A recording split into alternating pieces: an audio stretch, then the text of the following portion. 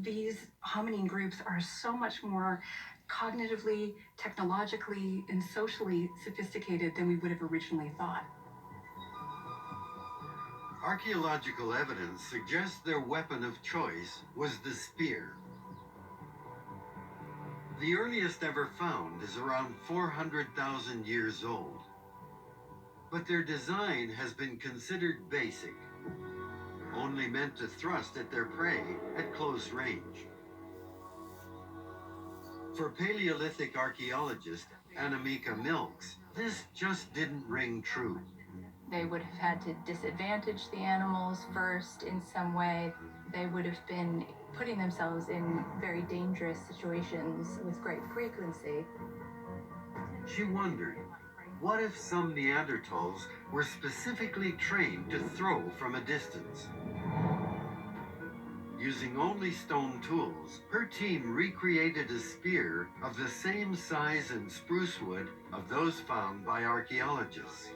The goal, put Annemiek's theory to the test. These spears really needed to be tested systematically. An Olympic javelin can be thrown up to around 100 meters. But how far can a top athlete throw this replica of a Neanderthal spear? UK's #1 javelin thrower, Harry Hughes, is here to find out. So I wonder how that feels to you. I mean, first of all, when you pick it up, it is really well balanced. It's certainly not heavy on one side. It's really similar, actually, to the javelins that we use now. So I'm really intrigued to see exactly how they work. Me too. Experts think that Neanderthals could only use these spears within 5 meters of their prey. All right, you come here. All right. So first, Harry tries to hit his target from 10 meters.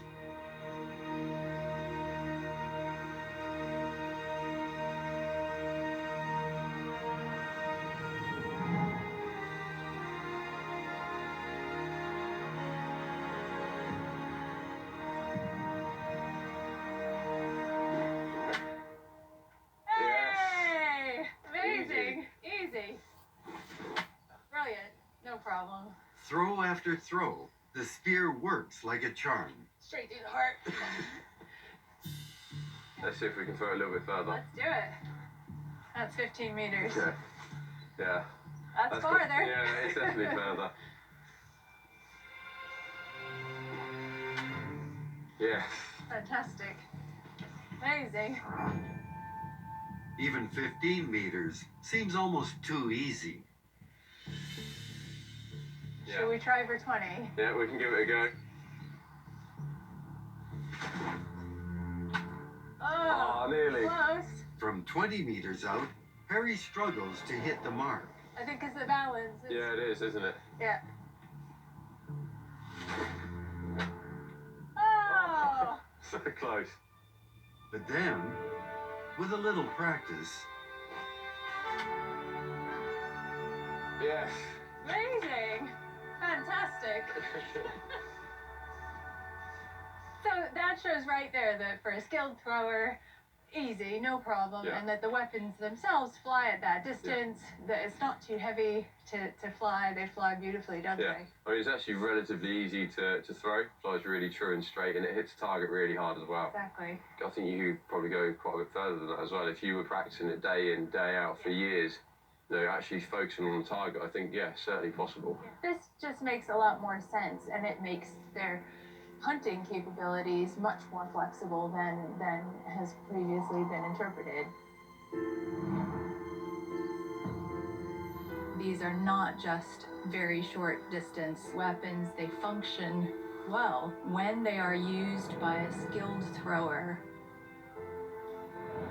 Neanderthals were really quite clever and capable of designing a technology that was going to serve them well. And that forward planning is a really key feature of an advanced and complex cognition. But Neanderthal cleverness didn't just help them hunt and find food. It was the very key to their survival when the going got tough.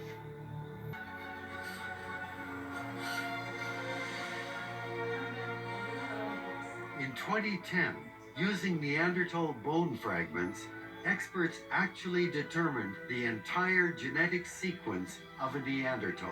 The results stunned the world.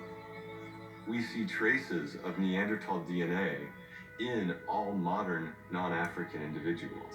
Not only did they live in the same places at the same times, but actually they interacted and were similar enough that they could produce successful offspring. Today, Neanderthal DNA makes up around 2% of the full genetic code of people of non-African descent. The only thing that we have in the lab that resemble these networks, more or less, not identical, but they get close to that, are some of the autistic individuals. What does it mean? Does it mean that they have extraordinary abilities, like some of the autistic subjects? Or does it mean that they have problems in communication and socialization? That we don't know. People get rid of all the old cliches. It's an ape man. It's a normal guy who lived 60,000 years ago. These are lifelike figures crafted from the bones up, based on novel research. And in the end, they look like someone we might know. What we're learning about Neanderthals is telling us that if we could interact with them, if we could interbreed with them, then they really were very similar to us.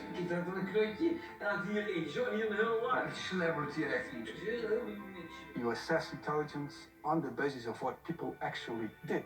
You find no difference between what people we call Neanderthals and people whom we call modern humans in Africa were doing at the same time.